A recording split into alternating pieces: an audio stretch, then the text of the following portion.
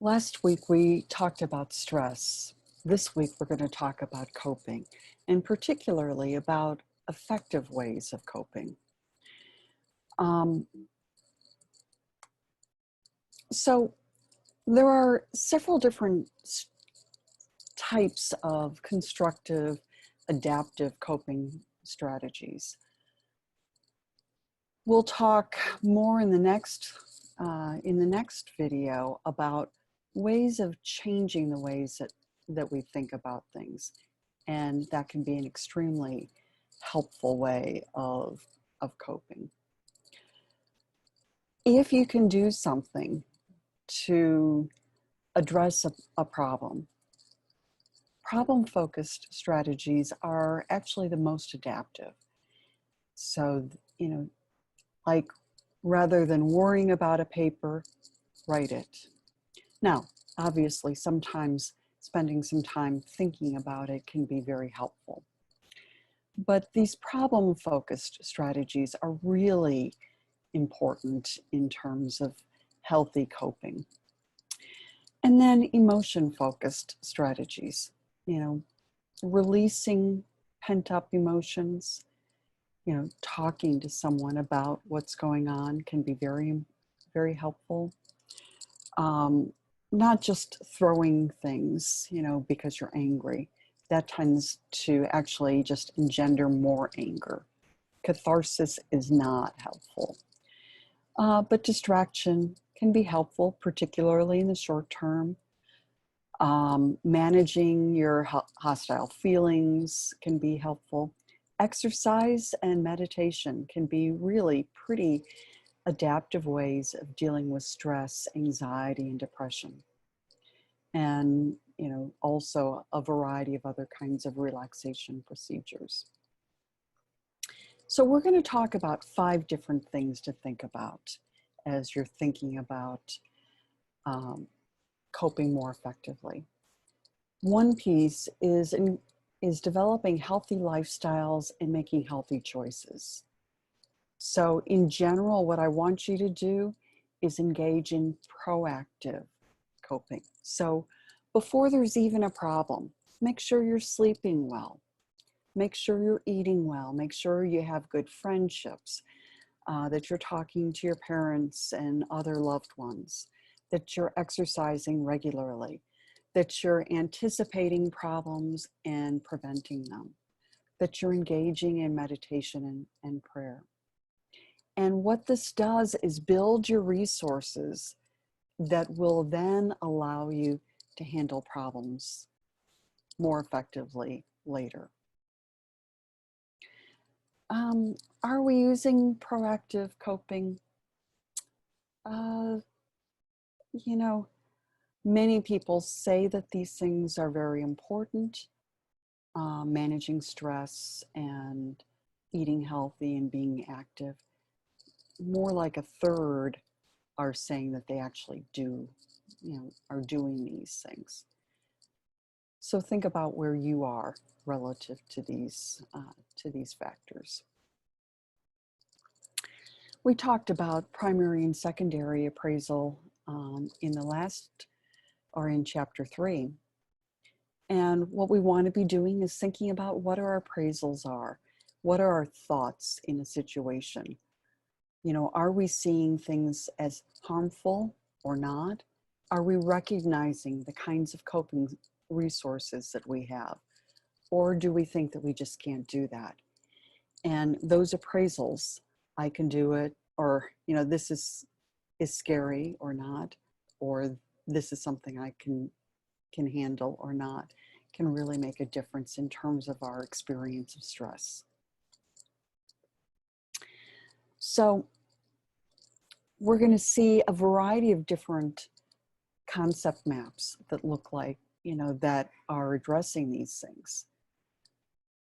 We have these stressful events, which we appraise in one way, which impacts our emotions, what happens in our body, impacts our behaviors in either positive or negative ways. And things like social support, optimism, sensation seeking, etc., can really make a difference here.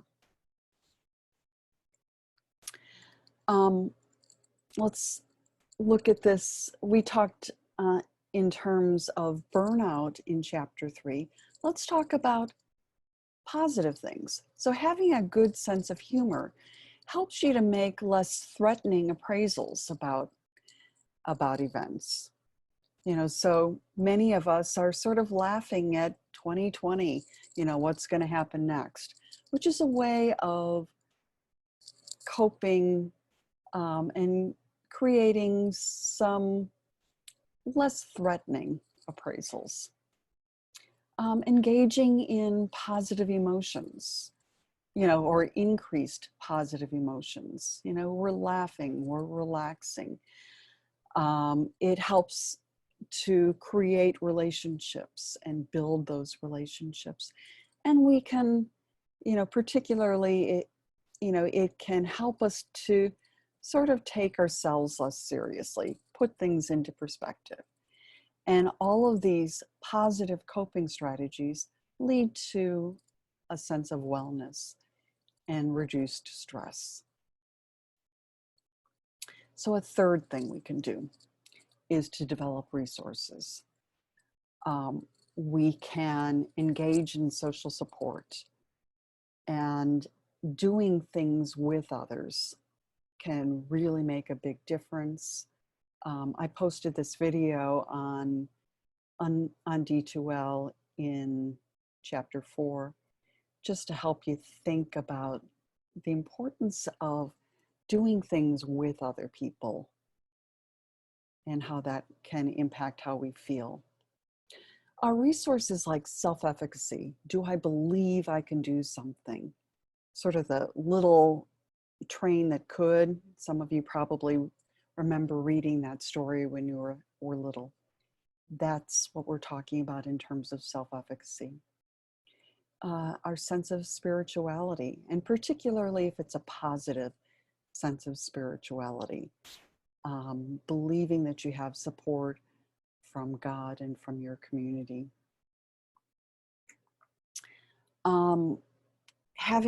Being authentic and having this coherence of values, goals, and behavior.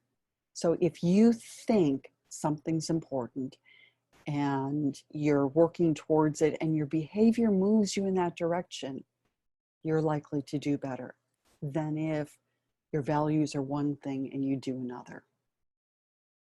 Wisdom, sense of humor, critical thinking, something that we're just going to keep coming back to this semester.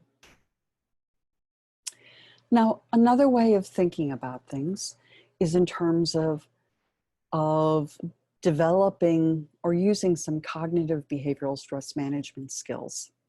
So developing skills that help you to challenge your thoughts, which we'll talk about more in the next video, learning to cope well, learning to relate well with others, and learning to relax. So those things can make a big difference. And learning to manage your emotions well. So remaining present in the moment, you know, rather than worrying about what will happen or what has happened. Using your breath work well. So I find it very useful to breathe in to 3, allowing your chest to expand, and slowly breathing out. And, you know, over the course of 3, 4, 5, 6, counts. And doing that even 2 or 3 times can make a big difference. Channeling your emotions well.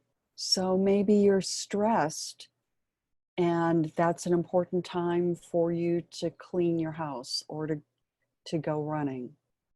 You know, that you can find more effective ways of doing it.